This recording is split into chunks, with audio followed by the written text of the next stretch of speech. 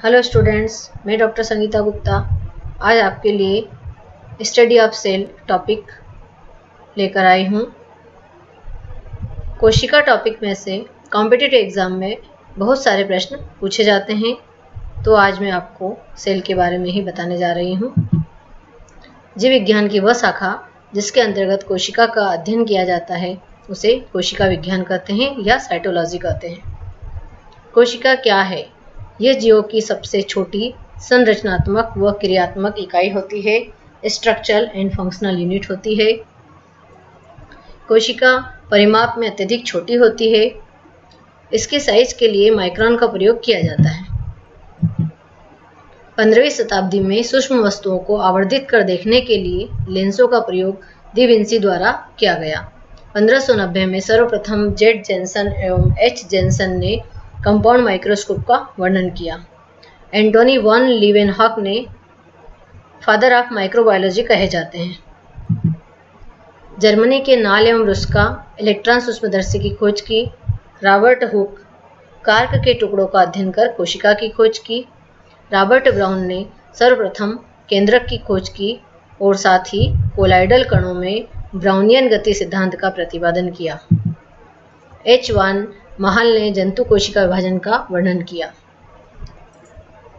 जंतु कोशिका विभाजन का वर्णन किस वैज्ञानिक के द्वारा किया जाता है या किया गया है, तो आपको बताना है एच वान महल। एफ फॉन्टेना सर्वप्रथम केंद्रिका की खोज की। एम जे स्लाइडन ने केंद्रिका का वर्णन प्रस्तुत किया और कोशिका सिद्धांत का प्रतिपादन किया। रुडोल्फ विर्चो ने कोशिकाओं की उत्पत्ति पूर्ववर्ती कोशिकाओं के द्वारा होती है बताया। सुल्ज ने जीवद्रव्य सिद्धांत का प्रतिपादन किया। जॉर्ज गोल्जी ने गोल्जी एपरेटस की खोज की। एफ मिसर ने पस सेल्स में न्यूक्लियोप्रोटीन को पृथक किया। अल्टमान नामक साइंटिस्ट ने न्यूक्लिक अम्ल की खोज की। कोसेल ने न्यूक्लिक अम्लों को आइसोलेट किया। डब्ल्यू फ्लेमिंग ने क्रोमेटिन शब्द का प्रयोग किया। बाल्बियानी नामक वैज्ञानिक ने पॉलीटीन गुणसूत्र की खोज की और एफ स्ट्रासबर्गर ने पादप कोशिकाओं विभाजन का वर्णन किया। वाल्डेन नामक साइंटिस्ट ने गुणसूत्र नाम दिया। वेजुमान ने जनन द्रव्य सिद्धांत का प्रतिपादन किया। जे बी फार्मर एवं जे ई मोरे ने अर्धसूत्र विभाजन म्यूसिस शब्द प्रदान किया। आर जी हैरिसन ने टिश्यू कल्चर टेक्निक का विकास किया।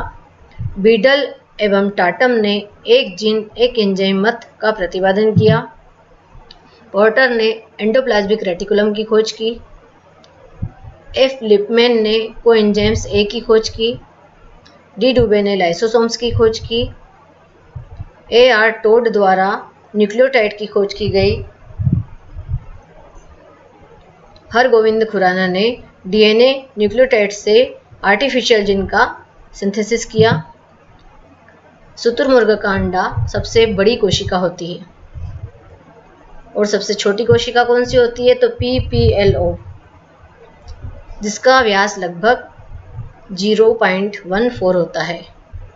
नर्व सेल सबसे लंबी कोशिका होती है और मनुष्य में इसकी लंबाई 90 सेंटीमीटर तक होती है। विसरण और परासरण निष्क्रिय अभिगमन के उदाहरण है। फेगोसाइटोसिस, पिनोसाइटोसिस, सोडियम पंप आदि में कोशिकीय ऊर्जा या सेलुलर एनर्जी ATP खर्च होती है। बाह्य माध्यम से कोशिका द्वारा पदार्थों को भीतर ग्रहण करना एंडोसाइटोसिस कहलाता है। ठोस पदार्थों को अंतर्ग्रहण करने की क्रिया फेगोसाइटोसिस कहलाती है और तरल पदार्थों को अंतर्ग्रहण करने की क्रिया पिनोसाइटोसिस कहलाती है। ये क्वेश्चन भी बहुत कॉम्पिटिटिव एग्जाम में पूछा जाता है। ER द्वारा गाल्जी काय का निर्माण होता है। बेकर ने गाल्जी को लाइपोकॉन्ड्रिया नाम दिया। पादप कोशिकाओं में गाल्जी को डिक्टियोसोम्स कहा जाता है। गाल्जी द्वारा स्पर्म में एक्रोसोम्स का निर्माण होता है। लाइसोसोम्स को आत्मघाती थैले भी कहा जाता है। लाइसोसोम्स की खोज डी डुबे द्वारा की गई। लाइसोसोम्स में जल अपघटनीय एंजाइम्स पाए जाते हैं। लाइसोसोम्स एक ऐसा साइटोप्लाज्मिक ऑर्गन है जिसमें बहुरूपता पाई जाती है। सेंट्रियोल को कोशिका केंद्र कहा जाता है। प्रत्येक सेंट्रियोल में 9 अनुदैर्ध्य परिधि तंतु पाए जाते हैं। तो ये संख्या ध्यान रखना, कितने? 9। सेंट्रियोल प्रोकैरियोटिक कोशिका व उच्च पादपों में अनुपस्थित होते हैं। सेंट्रियोल में कार्ट व्हील संरचना पाई जाती है। ये क्वेश्चन भी पूछा जाता है कि कार्ट व्हील संरचना किसमें पाई जाती है। तो सेंट्रियोल में कार्ट व्हील संरचना पाई जाती है। सेंट्रियोल में ट्यूबुलिन नामक स्ट्रक्चरल प्रोटीन पाई जाती है। सेंट्रियोल में डीएनए व आरएनए की उपस्थिति भी प्रमाणित की जा चुकी है। सीलिया और फ्लैजिला, इन दोनों में क्या अंतर है? तो सीलिया और फ्लैजिला आंतरिक रचना में एक समान होते हैं, लेकिन इनमें निम्न अंतर पाए जाते हैं। सीलिया इनकी संख्या अधिक होती है, फ्लैजिला इनकी संख्या कम होती है। लंबाई में ये छोटे होते हैं, जबकि फ्लैजिला लंबाई में अधिक लंबे होते हैं। सीलिया की गति में कोऑर्डिनेशन पाया जाता है, जबकि फ्लैजिला स्वतंत्र रूप से गति करते हैं, इनमें कोई भी कोऑर्डिनेशन नहीं पाया जाता। माइटोकॉन्ड्रिया को कोशिका का पावर हाउस कहते हैं। माइटोकॉन्ड्रिया को सर्वप्रथम कोलिकर ने रेखित पेशियों में कणिकामय रूप में देखा था। एल्टमैन ने माइटोकॉन्ड्रिया को बायोब्लास्ट नाम दिया था और माइटोकॉन्ड्रिया नामकरण बेंडा द्वारा किया गया। एच.एफ. मोरेन ने एफ कणिका को सर्वप्रथम देखा। सबसे छोटे साइज के माइटोकॉन्ड्रिया ईस्ट में पाए जाते हैं। माइटोकॉन्ड्रिया की सर्वाधिक संख्या कीटों की फ्लाइट मसल्स में होती है, जहां इन्हें सार्कोसोम्स कहा जाता है। माइटोकॉन्ड्रिया डबल यूनिट मेम्ब्रेन द्वारा घिरे साइटोप्लाज्मिक ऑर्गन होते हैं। इनर माइटोकॉन्ड्रियल मेम्ब्रेन पर फिंगर लाइक प्रोसेस पाए जाते हैं, जिन्हें हम क्रिस्टी कहते हैं। पार्सन ने एफ कणिका को ईटीपी नाम दिया था। केंद्रक की खोज रॉबर्ट ब्राउन द्वारा की गई। प्रोकैरियोटिक कोशिका व मैमल्स की मैच्योर आरबीसी में केंद्रक अनुपस्थित होते हैं। यह क्वेश्चन भी बहुत पूछा जाता है कि मैमल्स की मैच्योर आरबीसी में केंद्रक प्रेजेंट होता है या अब्सेंट होता है। तो ध्यान रखना है कि मैमल्स की मैच्योर आरबीसी में केंद्रक नहीं पाया जाता, लेकिन अपवाद स्वरूप ऊंट व लामा की आरबीसी में केंद्रक पाया जाता है। ये मैमल्स हैं, बट इनमें केंद्रक पाया जाता है।